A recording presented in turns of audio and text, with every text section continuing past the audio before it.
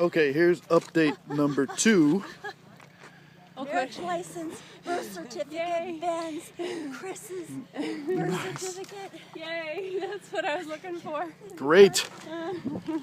So this is what it's like sifting through the rubble. Char just found our birth certificates, which is great. Brenda just found a picture of my nephews. And this is what we're up against. This, we think, was most of our bedroom stuff. We are, let's see, there's the house. We were on the left side. Somehow it came this way. And we are looking at, there's Logan's bed.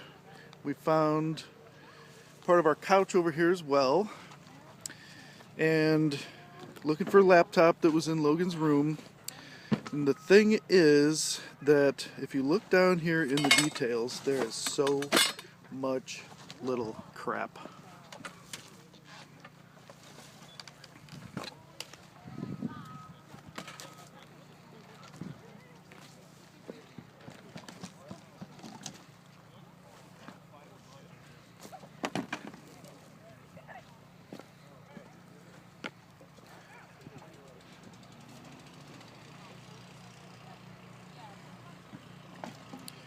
We think maybe some of our stuff is in this pile as well.